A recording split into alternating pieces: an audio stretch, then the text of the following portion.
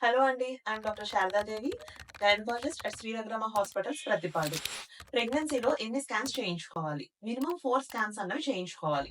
First scan is dating scan. Pregnancy test positive వచ్చిన తర్వాత చేయించుకోవాల్సిన scan. ఈ స్కాన్‌లో బేబీ హార్ట్ బీట్ ఎలా ఉంది? ప్రెగ్నెన్సీ అన్నది గర్భసంచిలోనే వచ్చిందా లేదా? డెలివరీ డేట్ ఎప్పటికొస్తది? సింగిల్ బేబీ ఉందా? ట్విన్స్ ఉన్నారా? అన్నవి ఈ స్కానింగ్‌లో మనకు తెలుస్తాయి. Next scanning is NT scan. NT scan third month ఎండింగ్‌లో మనం చేయించుకోవాలి. అరౌండ్ 11-14 వీక్స్ లోపల చేయించుకోవాల్సిన స్కాన్. ఈ స్కాన్‌లో కొంతవరకు అనామలీస్ అన్నవి మనకు తెలుస్తాయి.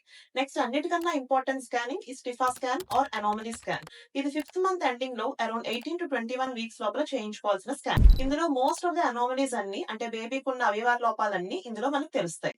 తర్వాత చేయించుకోవాల్సింది 7th మంత్ ఎండింగ్ లో growth scan. Around 28 weeks to 30 weeks లోపల ఈ స్కాన్ చేయించుకోవాలి. ఇందులో బేబీ వెయిట్ ఎంత ఉంది, ఉమ్మనీరు ఎంత ఉంది, బేబీకి ఏమైనా లేట్ గా డెవలప్ అయిన అనామలీస్ ఏమైనా ఉన్నాయా అన్నవి ఇందులో తెలుస్తాయి. తర్వాత last scanning is 9th month లో చేయించుకోవాల్సిన గ్రోత్ స్కాన్.